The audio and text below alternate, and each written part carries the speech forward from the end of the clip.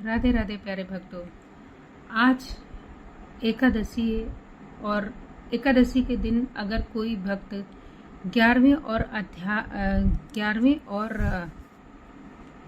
18वें अध्याय को सुनता है तो उसके सभी पापों से मुक्ति मिलती है। तो आप सभी श्री कृष्ण जी के भक्त हैं और इस सृष्टि में हमारा आना बहुत ही दुर्लभ होता है। तो अगर हमें मनुष्य योनि मिली है तो हमें ईश्वर का स्मरण करना चाहिए और ईश्वर के बताए मार्ग पर चलना चाहिए। तो आज मैं आपको अध्याय 11 का वाचन करती हूँ और आप सभी प्रेम से श्री राधे कृष्ण का जाप करें और मेरे साथ गीता के 11वें अध्याय का श्रवण करें। बोलो जय श्री राधे। अर्जुन बोले, मुझ पर अनुग्रह करने से आपने जो परम गोपनीय अध्यात्म विषयक वचन अर्थात उपदेश कहा है उससे मेरा यह अज्ञान नष्ट हो गया है। क्योंकि हे कमल नेत्र, मैंने आपसे भूतों की उत्पत्ति और प्रलय विस्तार पूर्वक सुने हैं और आपकी अविनाशी महिमा भी सुनी है। हे परमेश्वर, आप अपने को जैसा कहते हैं यह ठीक ऐसा ही है। परंतु हे पुरुषोत्तम, आपके ज्ञान, ऐश्वर्य, शक्ति, बल, वीर्य और तेज से युक्त ऐश्वर्य रूप को जो मैं प्रत्यक्ष देखना चाहता हूँ, हे प्रभु, यदि मेरे द्वारा आपको ये रूप देखा जाना शक्य है तो ऐसा आप मानते हैं तो हे योगेश्वर, उस अविनाशी स्वरूप का मुझे दर्शन कराइए। श्री भगवानुवाद। श्री भगवान बोले, हे पार्थ, अब तू मेरे सैकड़ों हजारों नाना प्रकार के और नाना वर्ण तथा आकृति वाले अलौकिक रूपों को देख। हे भरतवंशी अर्जुन, तू मुझ में आदित्यों को अर्थात अदिति के 12 पुत्रों को, 8 वसुओं को, 11 रौद्रों को और दोनों अश्विनी कुमारों को और 49 मरुद गणों को देख और बहुत से पहले ना देखे हुए आश्चर्यमय रूपों को देख। हे अर्जुन, अब इस मेरे शरीर में एक जगह स्थिर चराचर सही संपूर्ण जगत को देख और भी जो कुछ देखना चाहता है वो देख। परंतु मुझको तू इन अपने प्राकृत नेत्र द्वारा देखने में निसंदेह समर्थ नहीं है। इसलिए मैं तुझे दिव्य और अलौकिक चक्षु देता हूँ जिससे तू मेरी ईश्वरीय योग माया को देख। संजय बोले, हे राजन, महायोगेश्वर और सब पापों के नाश करने वाले भगवान ने इस प्रकार कहकर उसके पश्चात अर्जुन को परम ऐश्वर्य युक्त दिव्य दृष्टि दिखलाया। अनेक मुख और नेत्रों से युक्त अनेक अद्भुत दर्शनों वाले बहुत से दिव्य भूषणों से युक्त और बहुत से दिव्य शास्त्रों को हाथ में उठाए हुए, दिव्य माला और वस्त्रों को धारण किए और दिव्य गंध का सारे शरीर में लेप किए हुए इस प्रकार के ऐश्वर्य से युक्त, सीमा रहित और सब और मुख किए हुए विराट स्वरूप पर परम देव परमेश्वर को अर्जुन ने देखा। आकाश में हजार सूर्यों के एक साथ उदय होने से उत्पन्न जो प्रकाश हो वह भी उस विश्व रूप परमात्मा के प्रकाश के सदस्य कदाचित ही हो। पांडुपुत्र अर्जुन ने उस समय अनेक प्रकार से विभक्त अर्थात पृथक पृथक संपूर्ण जगत को देवों के देव श्री कृष्ण भगवान के उस शरीर में एक जगह स्थित देखा। उनके अनंतर में वे आश्चर्य से चकित और पुलकित शरीर अर्जुन प्रकाश में विश्व रूप परमात्मा को श्रद्धा भक्ति सहित सिर से प्रणाम करके हाथ जोड़कर बोले। अर्जुन बोले, हे देव, मैं आपको शरीर में संपूर्ण देवों को और अनेक भूतों के समुदायों को, कमल के आसन पे विराजमान ब्रह्मा को और महादेव को तथा संपूर्ण ऋषियों को और दिव्य सर्पों को देखता हूँ। हे संपूर्ण विश्व के स्वामिन, आपको अनेक भुजा, पेट, मुख और नेत्रों से युक्त और सब ओर से अनंत रूपों वाला देखता हूँ। हे विश्वेश्वर, मैं आपको न अंत में देखता हूँ, न मध्य में देखता हूँ, न आदि को देखता हूँ। आपको मैं मुकुट युक्त, गदा युक्त, चक्र युक्त और सब ओर से प्रकाश में तेज के पुंज, प्रज्वलित अग्नि और सूर्य के सदस्य ज्योति युक्त, कठिनता से देखे जाने योग्य सब ओर से अप्रमेय स्वरूप देखता हूँ। आप ही जानने योग्य परम अक्षर अर्थात परम ब्रह्म परमात्मा हैं। आप ही इस जगत के परम आश्रय हैं। आप ही अनादि धर्म के रक्षक हैं। आप ही अविनाशी सनातन पुरुष हैं, ऐसा मेरा मत है। आपको आदि अनंत और मध्य में रहित अनंत सामर्थ्य से युक्त अनंत भुजा वाले, चंद्र सूर्य रूप नेत्र वाले, प्रज्वलित अग्नि रूप मुख वाले और अपने तेज से इस जगत को संतप्त करते हुए देखता हूँ। हे महात्मा, ये स्वर्ग और पृथ्वी के बीच का संपूर्ण आकाश तथा सब दिशाएं एक आप में ही परिपूर्ण है तथा आपके इस अलौकिक और भयंकर रूप को देखकर तीनों लोग अति व्यथा को प्राप्त हो जाते हैं। वे ही देवताओं के समूह आप में प्रवेश करते हैं और कुछ भयभीत होकर हाथ जोड़कर आपके नाम और गुणों का उच्चारण करते हैं तथा महर्षि और सिद्धों के समुदाय कल्याण हो ऐसा कह के उत्तम उत्तम स्रोतों द्वारा आपकी स्तुति करते हैं। वो 11 रुद्र, 12 आदित्य तथा 8 वसु, साध्यगण, विश्वदेव, अश्विनी कुमार, मरुदगण तथा पितरों का समुदाय और गंधर्व, यक्ष, राक्षस और सिद्धों के समुदाय हैं। वे सभी विस्मित होकर आपको देखते हैं।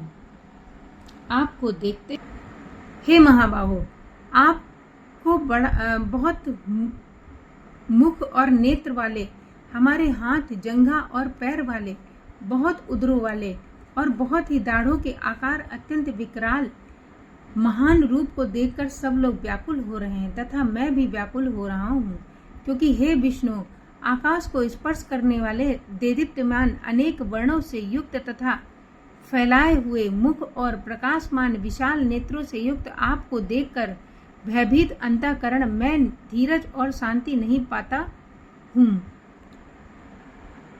दाढ़ों के कारण विकराल और प्रलय काल की अग्नि के समान प्रज्वलित आपके मुख को देखकर मैं दिशाओं को नहीं जानता और सुख भी नहीं पाता। इसलिए हे देवेश, हे जगन निवास, आप प्रसन्न हो। वे सभी धृतराष्ट्र के पुत्र राजाओं के समुदाय सहित आप में प्रवेश कर रहे हैं और भीष्म पितामह, द्रोणाचार्य तथा कर्ण और वह कर्ण हमारे पथ के भी प्रधान योद्धाओं के सहित सबके सब आपके दाढ़ों के समान विकराल भयानक मुखों में बड़े वेग से दौड़ते हुए प्रवेश कर रहे हैं और कई एक चूर्ण हुए सिरों रहित आपके दांतों के बीच में लगे हुए दिख रहे हैं। जैसे नदियों में बहुत से जल के प्रवाह से स्वाभाविक ही समुद्र के ही सम्मुख दौड़ते हैं अर्थात समुद्र में प्रवेश करते हैं, वैसे ही वे नरलोक के वीर भी आप में प्रज्वलित मुखों में प्रवेश कर रहे हैं। जैसे पतंग मोहवश नष्ट होने के लिए प्रज्वलित अग्नि के अति वेग में दौड़ते हुए प्रवेश कर रही है, वैसे ही ये सब लोग भी आपके नाश के लिए आपके मुखों के अति वेग से दौड़ते हुए प्रवेश कर रहे हैं अपने नाश के लिए। आप इन संपूर्ण लोकों को प्रज्वलित मुख द्वारा ग्रास करते हुए सब और से बार बार चाट रहे हैं। हे विष्णु, आपका उग्र प्रकाश संपूर्ण जगत के तेज द्वारा परिपूर्ण करके तपा रहा है। मुझको बतलाने के लिए आप उग्र रूप वाले कौन हैं? हे देवों में श्रेष्ठ, आपको नमस्कार है। आप प्रसन्न होइए। आदि पुरुष आपको मैं विशेष रूप से जानना चाहता हूँ, क्योंकि मैं आपकी प्रवृत्ति को नहीं जानता।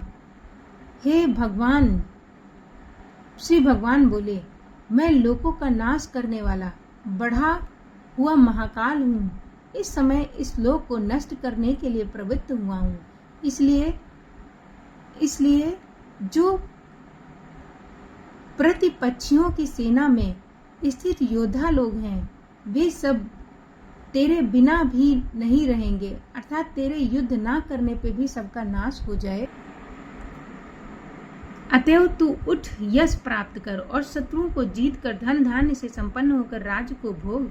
ये सब सूरवीर पहले से ही मेरे द्वारा मारे हुए हैं। हे सचित, तू तो केवल निमित्त मात्र बन जा। द्रोणाचार्य और भीष्म पितामह तथा जयद्रथ और कर्ण तथा और भी बहुत से मेरे द्वारा मारे हुए सूरवीर योद्धाओं को तू मार। भय मत कर, निसंदेह तू युद्ध में वैरियों को जीतेगा, इसलिए तू युद्ध कर।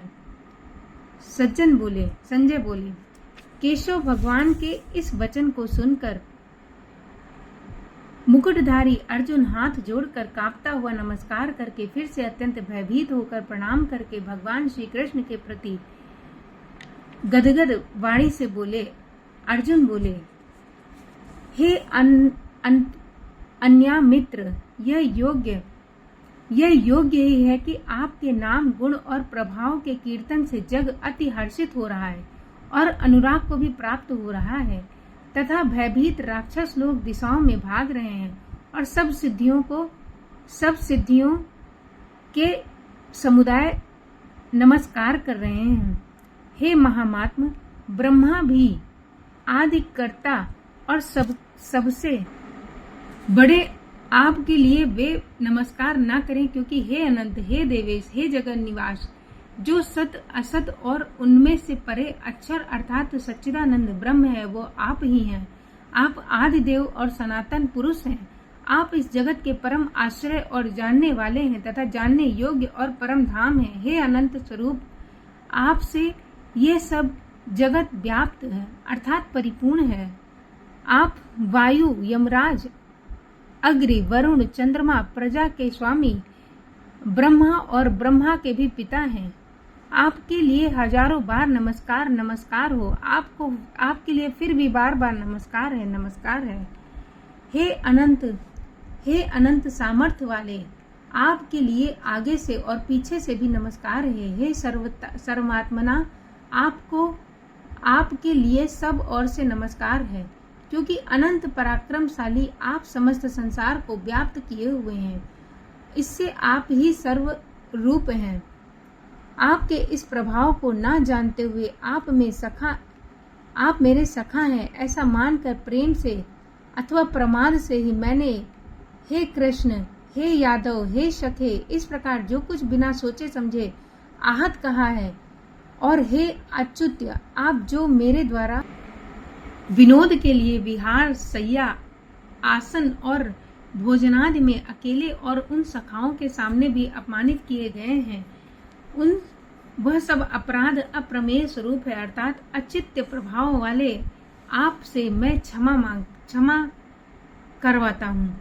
आप इस चराचर जगत के पिता हैं और सबसे बड़े गुरु और अति पूजनीय हैं। हे अनुपम प्रभाव वाले, तीनों लोकों में आपके समान भी दूसरा कोई नहीं है। फिर अधिक तो कैसे हो सकता है। अतएव हे प्रभु, मैं शरीर की भली भांति चरणों में निवेदित कर प्रणाम करके स्थिति करने योग्य आप ईश्वर को प्रसन्न होने के लिए प्रार्थना करता हूँ। हे देव, पिता जैसे पुत्र के, सखा जैसे सखा के और पति जैसे प्रियतमा पत्नी के अपराध सहन करती है, वैसे ही आप भी मेरे अपराधों को सहन करने योग्य हैं। मैं पहले ना देखते हुए आपके इस आश्चर्यमय रूप को देखकर हर्षित हो रहा हूँ और मेरा मन भय से अति व्याकुल भी हो रहा है। इसलिए आप उस अपने चतुर्भुज विष्णु रूप को भी मुझे दिखलाएं। हे देवेश, हे जगन निवास, प्रसन्न होइए। वो वैसे ही आपके मुकुट धारण किए हुए तथा गदा और चक्र हाथ में लिए हुए देखना चाहता हूँ। इसलिए हे विश्वरूप, हे सहस्त्रबाहो, आप उसी चतुर्भुज रूप में प्रकट होइए। आप श्री भगवान बोले, हे अर्जुन, अनुग्रह पूर्वक मैंने अपनी योग शक्ति के प्रभाव से ये मेरा परम तेजो में सबका आदि और सीमा रहित विराट रूप तुमको दिखलाया है, जिसे तेरे अतिरिक्त दूसरा किसी ने पहले कभी नहीं देखा था। हे अर्जुन, मनुष्य लोक में इस प्रकार विश्व रूप वाला मैं ना वेद और अज्ञों के अध्ययन से, ना दान से, ना क्रियाओं से, ना उग्र तापों से ही मेरे अतिरिक्त दूसरों के द्वारा देखा जा सकता है।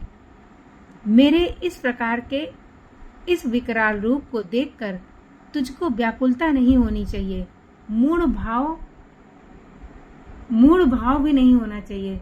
तू भय रहित और प्रीति युक्त मन वाला होकर उसी मेरे इस शंख चक्र गदा पद्म युक्त चतुर्भुज रूप को फिर देख। संजय बोले, वासुदेव भगवान ने अर्जुन के प्रति इस प्रकार कहकर फिर वैसे ही अपने चतुर्भुज रूप को दिखलाया और फिर महात्मा श्री कृष्ण ने सौम्य मूर्ति होकर उस भयभीत अर्जुन को धीरज दिलाया। अर्जुन बोले, हे जनार्दन, आपको इस अति शांत मनुष्य रूप को देखकर अब मैं स्थिर चित्त हो गया हूँ और अपनी स्वाभाविक स्थिति को प्राप्त हो गया हूँ। श्री भगवान बोले, मेरा जो चतुर्भुज रूप तुमने देखा है वह सुदर्दश है, अर्थात उसके दर्शन बड़े ही दुर्लभ हैं। देवता भी सदा इस रूप के दर्शन की आकांक्षा करते रहते हैं। जिस प्रकार तुमने मुझको देखा है, इस प्रकार चतुर्भुज रूप वाला मैं ना वेदों से, ना तप से, ना दान से और ना ही यज्ञ से ही देखा जा सकता हूँ। परंतु हे परम तप अर्जुन, अनन्य भक्ति के द्वारा इस प्रकार चतुर्भुज रूप वाला मैं प्रत्यक्ष देखने के लिए, तत्व से जानने के लिए तथा प्रवेश करने के लिए, अर्थात एक ही भाव को प्राप्त होने के लिए भी शक्य हूँ। हे अर्जुन, जो पुरुष केवल मेरे लिए संपूर्ण कर्तव्य कर्मों को करता हुआ मेरे परायण है, मेरा भक्त है, आसक्ति रहित है और संपूर्ण भूत प्राणियों में बैर भाव से रहित है, वो अनन्य भक्ति युक्त पुरुष मुझको ही प्राप्त होता है। अथ 11वां अध्याय समाप्त। Please viewers subscribe my channel and press the bell icon for more update। क्योंकि इस कलयुग में सिर्फ ईश्वर का नाम का स्मरण करने से ही सभी पापों की मुक्ति होती है। इसलिए मेरा आप सभी से निवेदन है कि मेरे फेसबुक पेज को लाइक करें और इंस्टा पर भी मुझे लाइक करें, फॉलो करें, ताकि आप प्रतिदिन के जो अच्छे वीडियोस हैं वो मैं उस पर अपलोड करती हूँ डेली का डेली, तो आप उसको फॉलो करें ताकि आप भी इस कलयुग के माया मोह से और इस जन्म मरण के बंधन से मुक्ति पाएं। क्योंकि ईश्वर एक मनुष्य योनि ही ऐसी मिली है जिसमें आप अपने अनुसार भगवान को याद कर सकते हैं। बाकी में तो आपके पास ही सामर्थ्य ही नहीं है कि आप किसी को याद कर सकें।